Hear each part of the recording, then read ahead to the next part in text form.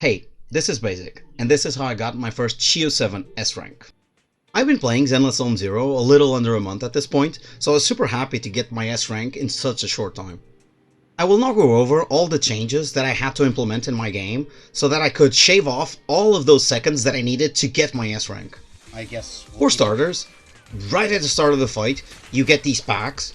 Every side, by the way, both sides have this problem, where the mobs, while they're not super far apart, they are a little bit spread around. So the first thing you do is you get them all together, and you do all the damage to as many mobs as possible at the same time. Now you want to do this, because if you don't, now you're spreading your damage around, and you're taking, what, 20-25 seconds to clear everything, just because you're hitting one mob at a time? No. You need to get everybody together and do all your damage to as many mobs as possible at a time. With my Yanagi team, this is really easy to do, but with my Nekomato team, that took a lot of work. It took a lot of small optimizations where I would pull and push mobs here and there to try and get them all together. And at the end, I think I got a pretty good version of how to do it, and hopefully it's showing on screen and you can see exactly what I'm talking about. Another thing that was super important that I realized over time is that, especially in my Yanagi team, though this is true for both teams, when I'm doing damage with something that is not the characters that I should be doing damage, my DPS loss is sometimes crazy. I'm just losing damage left and right. There were a lot of things that were very important to do. One of them was, guess what? Not every character needs to chain attack. Another thing, sometimes trying to get a buff onto my main DPS is actually a damage loss, because the time my character goes out, unless I'm getting a lot of DPS out of it, it really doesn't matter. And this gets me right into the main fix that I needed to do with my Yanagi team, and that was, I need to be ready for my stun window. When I do get to my stun window, I need to get everything ready. I need to get all my buffs, I need to get all the damage that I can get, and when I do get into it, the boss should just blow up. I shouldn't be there dancing around, doing nice things, cute things. No. I want to get there, I want to do as much damage as I can, and the boss should just blow up. It should just go away, because I need to get to the next phase. A few things that were really important about maximizing this damage was actually to make sure that I had all my buffs ready. I had meter to get to the boss and do EX special, EX special, EX special, ultimate, dead, right? All of these things needed to happen. One of the things that I was doing early on, and that was a big mistake, was that I was actually chain attacking with every single character. I was trying to get my Bang Boo to also attack at the end. But to do that, you actually need to chain attack. In my case, with Seth, Rina, and finally I would chain attack with Yanagi. That was a massive DPS loss. Getting the Bang Boo in is definitely not worth it in this case. Seth is really not buffing anything, because Seth did already everything he needed to do. Basically, I had to do a counter close enough to the boss stunning. At that point, Seth had done everything he needed to do. He had passed on the buff. So now Yanagi is ready as far as Seth is concerned. So I get into chain attack. I allow Rina to get her Bang Boos out. That gives me a lot of penetration. That gives me electric damage. So I'm golden. Now I just get Yanagi in, and Yanagi just specials as many times as I can, ultimates, and the boss just goes away. Now we get into the meat and potatoes of the fight. For me, it was definitely Nekomato's side. Nekomato's side was a very, very hard struggle. First of all, new boss, you don't see it anywhere else. Nice. I have to learn a lot of stuff. There are a lot of counter windows. The boss is very aggressive. The stun window is super small. So I had my work cut out for me. It took some time to get to a proper point where I was happy with the strategy that I was using, especially because, at the start, I was doing way too many ultimates. Because the ultimate is such a power spike, so much damage comes out of the ultimate, I was really trying to get as many ultimates as possible. Ultimately, that's not how I went for it. Ultimately, I understood that actually saving your ults to the right time just makes the whole attempt way more stable. So that's what I needed to do. I need to get 2 consistent stuns, and during those stuns, I needed to have as much damage as I could. So the plan was simple. I needed to maximize my stun and follow it up with maximum damage. Now, initially, I really didn't know how I was going to do it. It wasn't easy, and it needed a lot of tries and a lot of changes to my playstyle. First of all, I needed to understand that switching often was going to be critical. I'm playing with 2 essentially on-field DPSs, and I'm playing with a support that really wants to come in at key times. Those key times include when EX Special is ready, or when I want to do a defensive assist. Spending your defensive assist points was critical for me, and at the same time, getting those EX Specials to actually come out when I needed them was also super important. So most of the time, I was essentially looking at how many defensive assist points do I have? Do I want to have more assist points spent right now? Because that will give me more stun bar, that will give me some more very needed damage.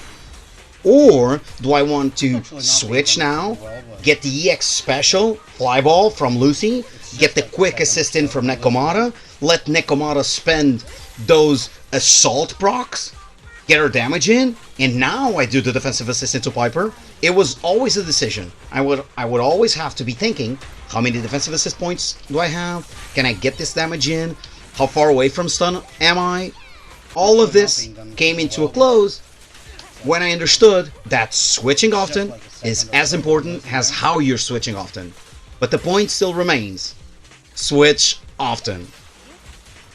Now, after all that work, now it's time to get into the damage window and do it properly, and do it nice. Now, what do I need on my second team? Well, simple enough. On my second team, I need Assault to happen fairly close to the stun. It's either right on the stun, which is ideal, or during the stun. During the stun, it's still fine. It's still completely fine. The thing is, my Piper is doing a lot more assault damage, so I'd rather have Piper actually do the assault right before the stun starts, and then I can play however I need to. But if I need to have the assault happening during the stun, we can kind of work around it. It's not ideal, but we can still do it. The second part is just do chain attacks. I started trying to get the 3 chain attacks in, I tried to do it better, I tried to everything. At the end, I decided it really wasn't worth it. I'd rather lose a little bit of damage, but get enough time to do everything I need every single time. I want to get in there, and if I have time at the end, I'll just switch things around and try to get some more damage in. But I'm making sure I'm getting all the damage that I can on my Nekomata window. The last part is I needed to have my ultimate ready, and that was also key. Before, I was trying to get a few ultimates while I was working on the stun bar. That was definitely a mistake. Just save the ultimate all the way to the stun. Sometimes it's annoying because you have your ultimate ready for such a long time, but it really doesn't matter, because at the end of the day, I'd rather be doing 80, almost 90k every single hit on Nekomata's hit and have the ultimate ready, than doing 0 damage because I spent the ultimate doing 30k a hit, right? It's just not worth it. You just wait it out, you just use your resources properly, and you'll just do more damage.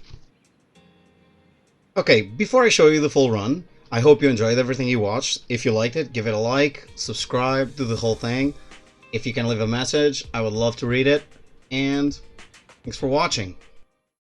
Now, finally, the most important part is to enjoy the journey. Here's the attempt that got me that so elusive critical Shiyu 7 S rank.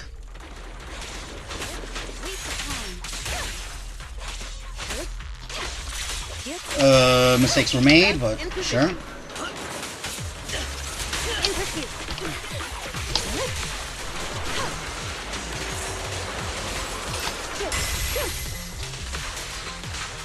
Resistance is futile. Such protestations don't go unanswered.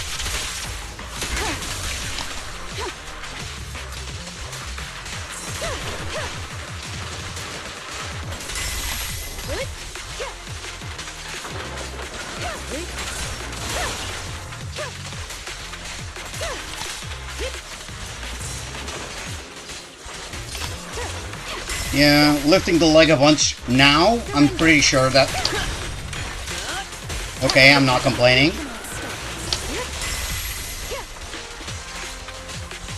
Now, from this point forward, no more specials. If there's a counter, I'll try to take it. But that's about it. Other than that, just normal rotation, just... Actually, I can do one. This is not ideal, but sure. Okay. So now you do one of these. One of these. Cancel. Okay. Enemies of section 6 shall pay.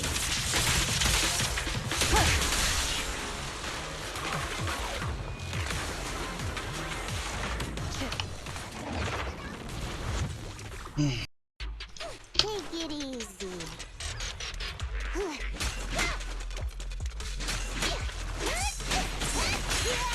Oh, this is good. Yeah, this is really good.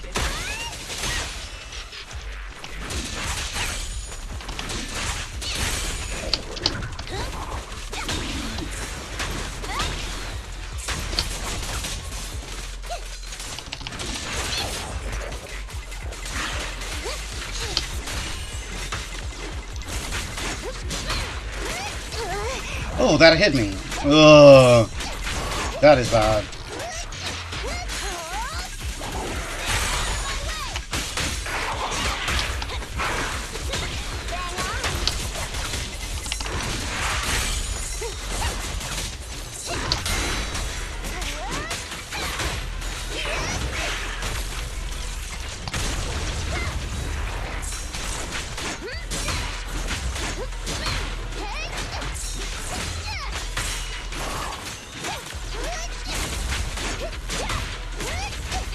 I lost quite a lot of damage there.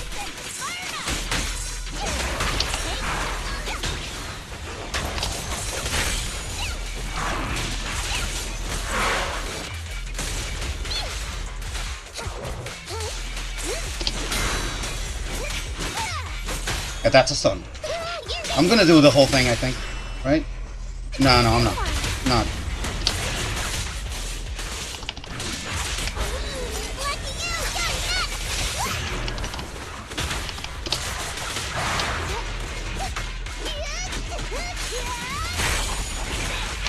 Let's get the buff. This was not good because now I'm not going to be able to do...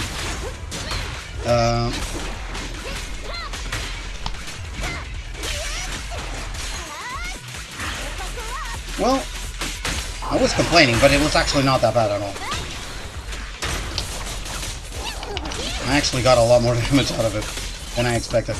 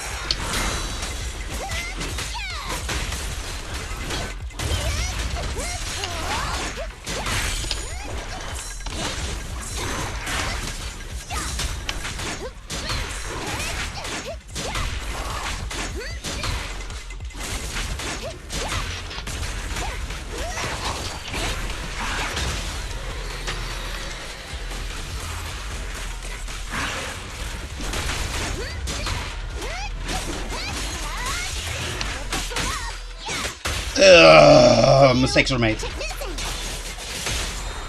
Mistakes were made.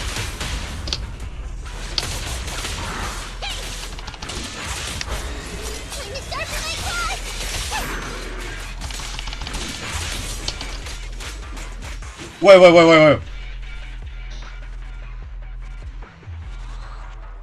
Success! Success!